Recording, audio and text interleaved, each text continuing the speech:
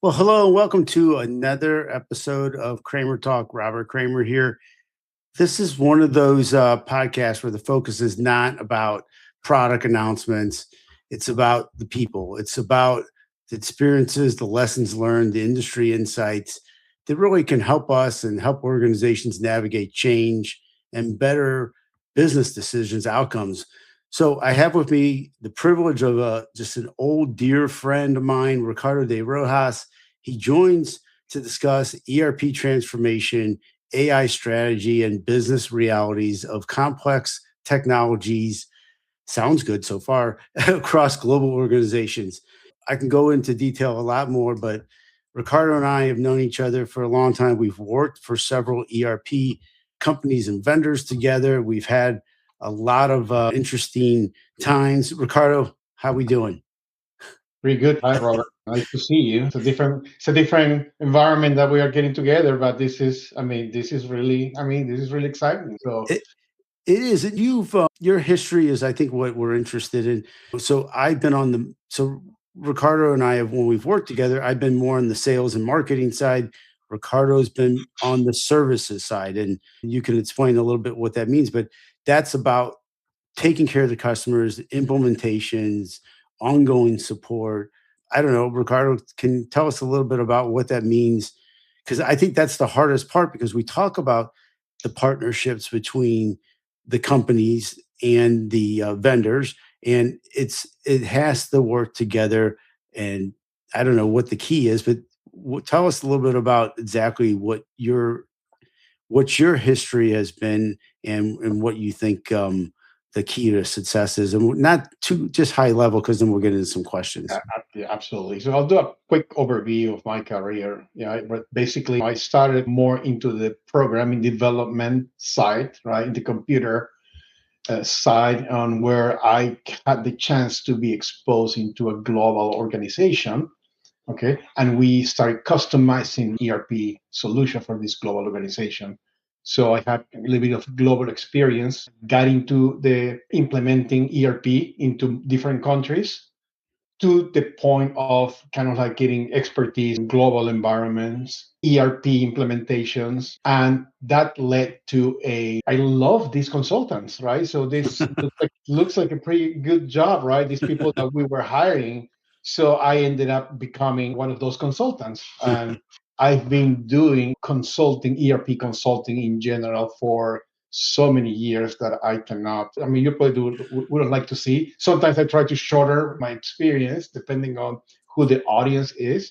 But I will say they have, 10, 20, probably more than 20 years doing ERP implementations of all types, right? Manufacturing, all verticals, professional services, software companies, healthcare. I mean, you name it. What's the hardest one? What do you think? Is it manufacturing, or even I would say maybe even discrete manufacturing because of the SKUs, or healthcare because of compliancy, or everyone?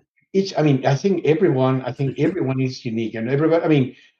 I mean, whenever you have processes and you have people, okay, that makes it complex, right? People make complex the implementations, right? Yeah. That's what I see. I mean, whoever you have on the other side, if he is willing to cooperate, understands the process, has experience doing this kind of implementations or Yep. transformations, that is what can help. Well, I'll get into some questions, but Absolutely. one thing that I feel like sometimes, and I've learned this over the years, that like you said, people and processes and technology, but sometimes I think that instead of like adding technology, the companies need to understand where they need the technology. Do they need their processes are good? Maybe they don't need a full blown revamp. Maybe they don't need to change the software. They just are missing a few things. But you add technology where your processes have gaps, because if you add technology to change the processes and the processes didn't need to be changed, I think you have a major uphill battle. But you've seen ERP and enterprise transformation from a lot of angles. So kind of to piggyback that, when you look at where the market is today, because it's been since we started in the market together a while, what Yes. do you think companies still misunderstand about transformation? Because you were kind of just talking about that. just a few minutes ago, and then before we jumped on to record. Yeah, no, absolutely. So, I mean, what people or what companies get wrong is that they think that technology is going to fix a process, right? Technology does not fix processes, right? People fix processes, not technology. Technology helps you automate, right? Helps you get to the other side, right? But if you have a broken process, technology it's going to not work. Yep. Well, how did you get into ERP in the first place? Because so Ricardo has a few degrees in what computer science, and you have your MBA, I believe, as well. So Yeah. one of those very interesting individuals, bilingual, has a lot of experience, and so can offer a ton to these global companies. How did you choose ERP? Because the mathematical equations of understanding how it all works is extremely complex, right? So how does your brain understand all that, and how do you it makes you succeed and like what you do? I mean, this goes along with whenever you are looking for resources to help you with implementation, right? You're looking for a variety of, I would say, qualities, okay, throughout your career, right? And the main thing that you look is for ERP experience, right? But kind of like what you're saying, what does it mean, right? So, for example, I did computer science or systems engineering that is basically focused on processes, Yep. okay? I also did an MBA, right? As well as I also did another master in science in project management. Mm, So you need to combine project management, right? You need to combine technology, you need to combine processes, and then you have to have experience, right? On mm. that's the most important thing. So that's kind of like what you get. There's no degree of ERP, right? You don't go to, I mean, minor in ERP. There's People no, run from that. yeah. Yes, Well, yes. because to understand the foundation of it is pretty it's overwhelming. So it's you either know it or you don't know it, and the in Yeah. between is not really there. But Oh, what's interesting is that you said about the people make it and the change is a challenge, but these software packages have gotten, somewhat complex. And I don't think it's because of the vendor. I think that they are adhering to the demands and the requirements of the customers because the customers are so challenging because of what they need to survive. It's very competitive out there. And the customers probably aren't wrong. And I'm getting to a question, but the vendors they've added a lot of new technology, and AI has caused a lot of mass discussions and maybe some successes and some confusion. But the vendors are, I would say, the gap is widening between customers and the enterprise and the enterprise customers and the vendors. It's widening because the vendors have to put the new technology in, but the vendors aren't adopting it as quick. So AI is becoming part of every ERP and enterprise software conversation. But what do organizations need to get right before the AI can improve how they actually run their business? Because I worry that the customers, like we talked about at the beginning of this, they need to run their business, and they don't need to change their processes unless they need to change it, but they need to have their eyes wide open to use it when it can be beneficial.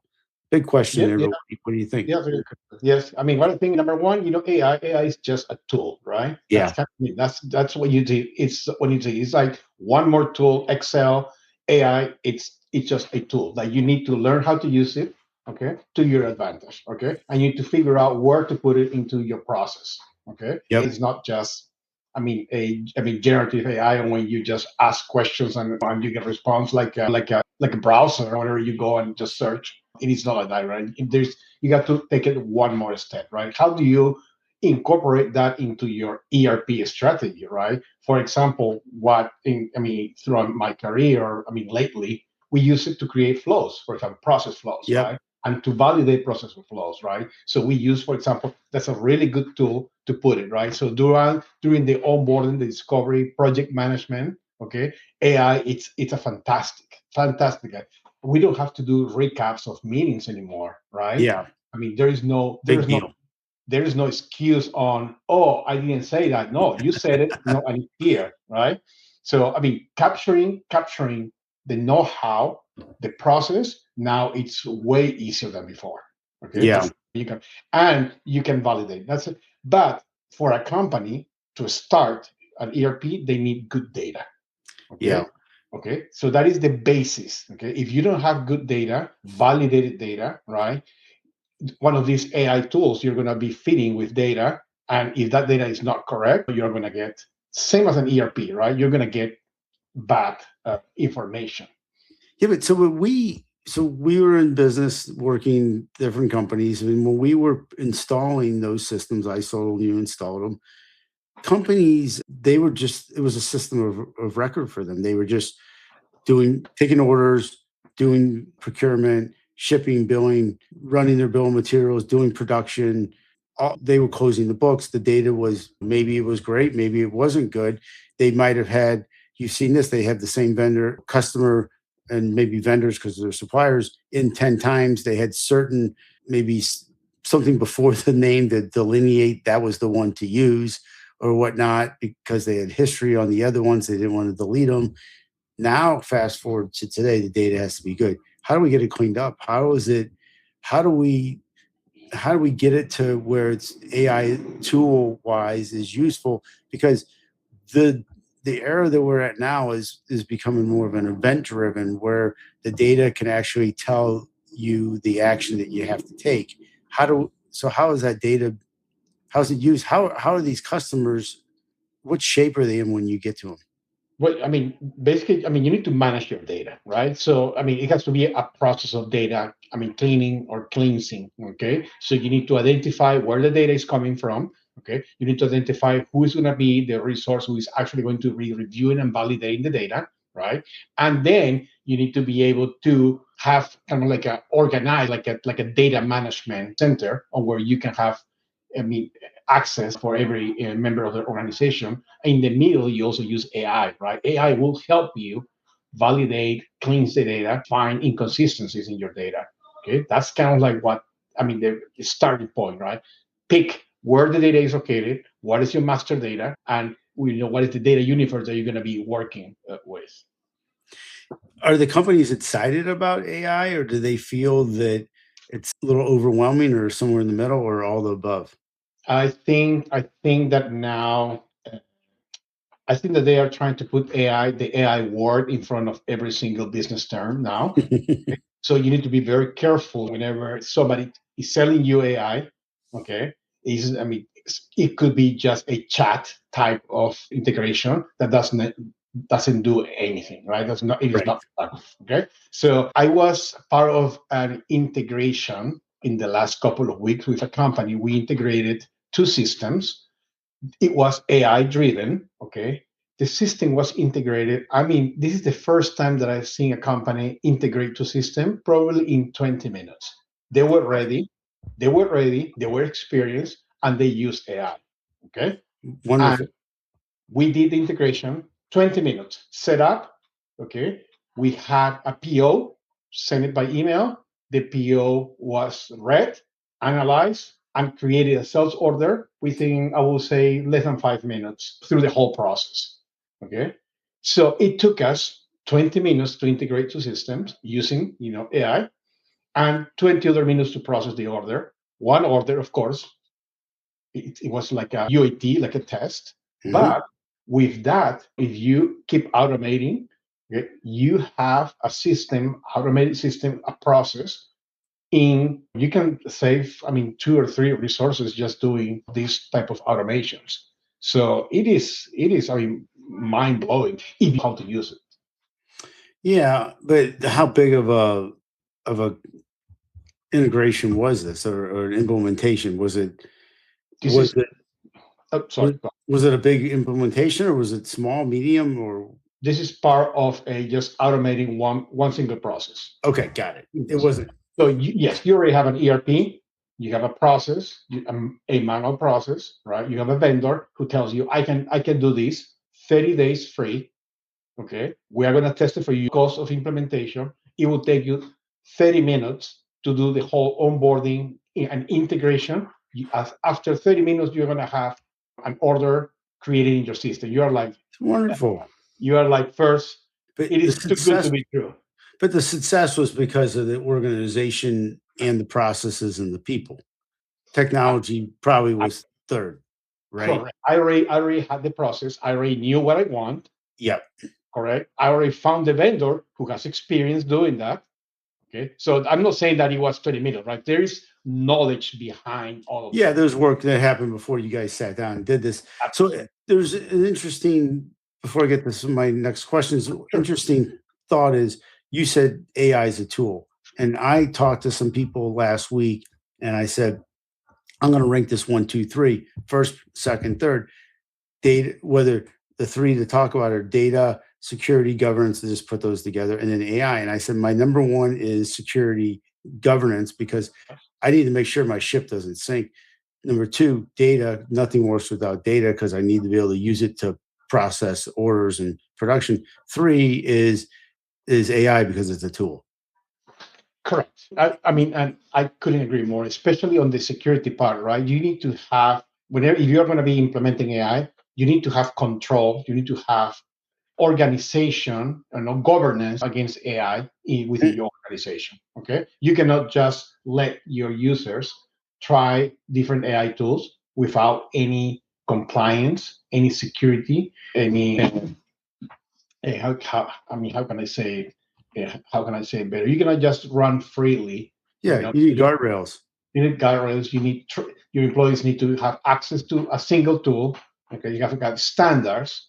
Okay, and also they need to be trained on how to use. Okay, if you let them, for example, use the AI under their personal accounts, they might be putting your company information into the AI tool. You don't know how the AI is set up. You don't know if the AI tool is learning from your company's information and make it available to everybody, right? You have not gone through all of the security on all the steps to protect your company. Major problem there.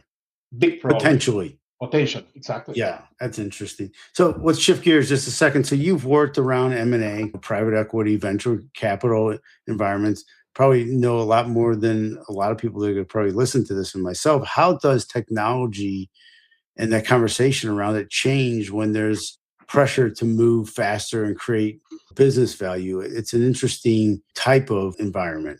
It's a very rapid environment. They are usually calm. They embrace change, right? Whenever you work with M&A deals, they are losing their key resources. The knowledge, it's gone. As soon as one of these companies, acquire another organization, the point number one is they're going to be losing their knowledge. They need to rapidly act, document, okay, and learn what is happening before these resources depart, okay, because they know they're going to be gone. So you need to protect your investment, okay, Good point.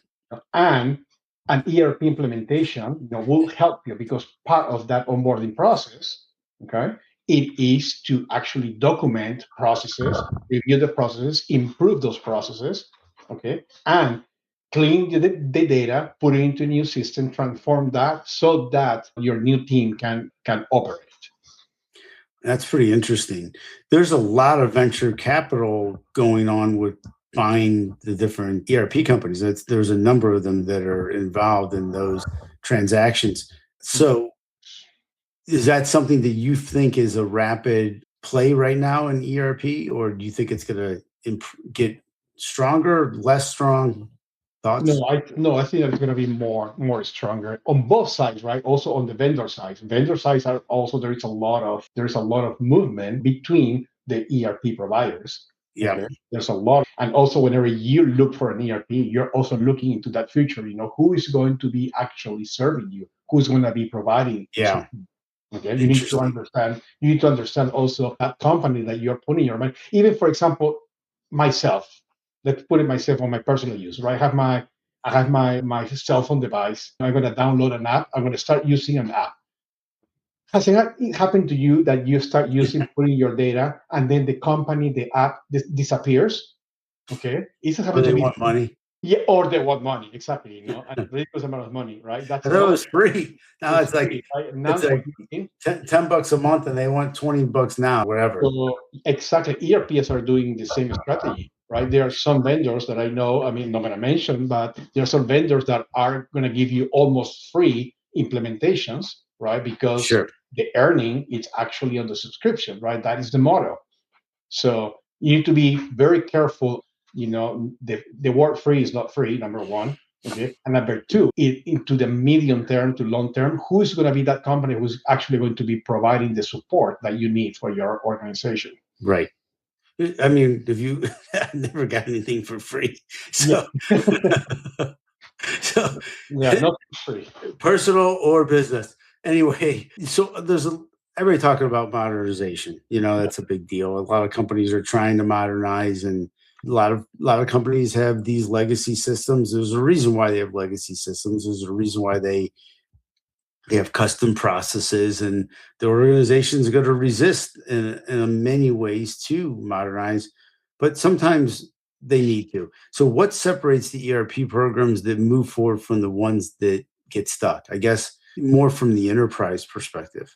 More on the enterprise perspective. I mean, basically, your question goes towards the vendors, right? And what makes it grow or stay as a legacy ERP instead of moving into the next Well, I generation. guess I guess some of so all the vendors have the modern solutions, but Yeah.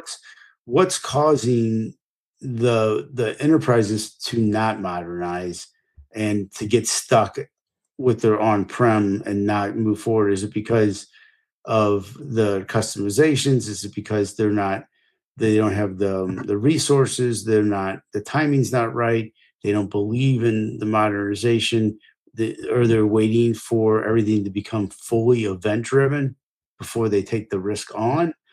All the above.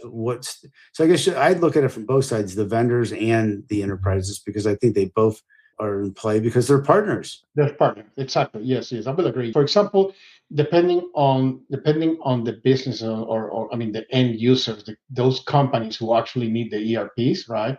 Sometimes the ERP vendors they grow learning from their client and kind of like what you said at the very beginning, they add more functionality because there is a client base that actually needs it, right? So that's kind of like that's how they grow, that's how they modernize. They Mhm. listen, they listen, right? And they provide the solutions that the client needs, right? So that's a way of how they modernize. I mean, right now, that's the best. That's the kind of the best example. And then on the end users, on the businesses, I believe it's a combination of a lack of resources. Okay, it's a large investment.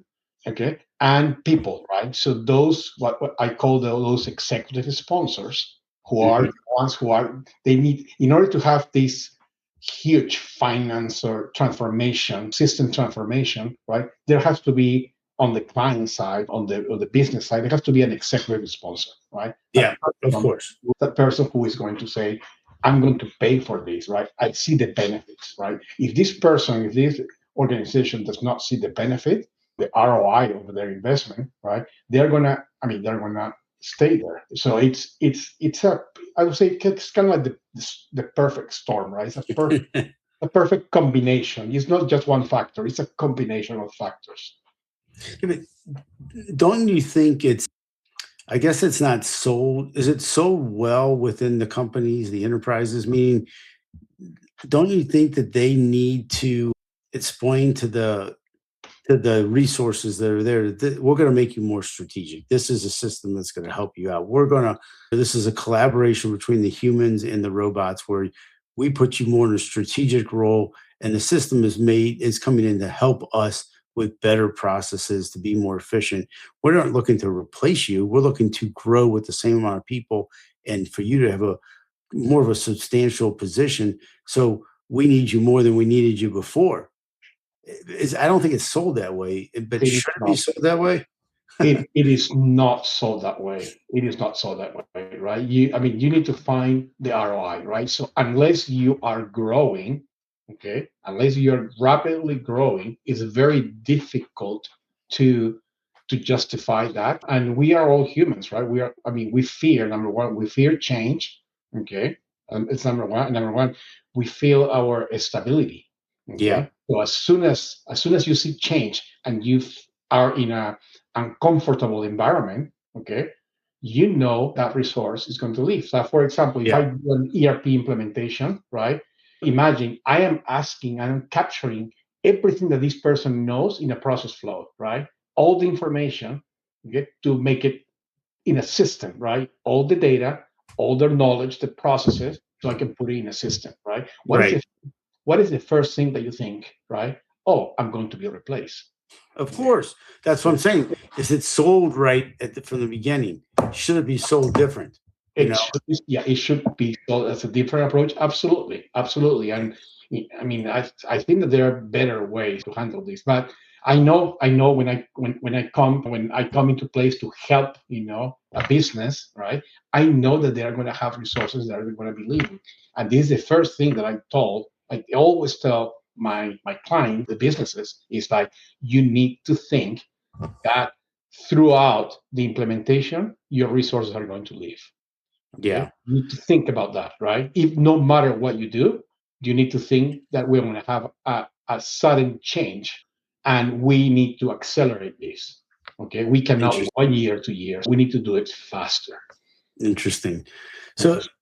this has been great having you on. I have one more question. So, as you look ahead, what do you think ERP vendors need to be thinking about now as AI, automation, and data become really more embedded in the day-to-day operations? I think they focus on data quality. Okay, that's where they need to be, right? And they also need to help the companies who, how can I say, help them in the process of change. Okay, it is not just it's not just a system; it's also a change of processes. Help them redefine the jobs, for example. Okay, Mm, sometimes whenever you implement an ERP, you just tell your client, it's like, okay, you figure out what to do with your people, right? But if you come with a solution, right? Hey, this is what we're going to be using your people for now, right? This is the before, this and after, right? Probably with that, you can think, oh, nobody's going to leave. They're going to stay. They're going to be happy. Okay. They're going to help you. Okay. Because happy employees, I mean, they help you of grow in your course. organization. You want them to be satisfied. You want them to be able to love what they do, come to work, and have some ownership in their job. And I think that that's part of the onus has to be on the individuals at the company, the partnership, the like you said, top down, and the vendors that are actually selling it. I mean, you do this on a daily basis, so I mean, this is pretty exciting part of ERP today that it's ever has been. So Absolutely, absolutely, and I mean, and cloud computing, AI, it's taking all of these systems to a new dimensions. That's how I'm gonna call it. well, thank you for being on. Ricardo de Rojas, Robert Kramer, Kramer Talk. We'll see everybody next time. Thank you, Ricardo. We'll see everybody soon. Thank you. Been fantastic. Bye.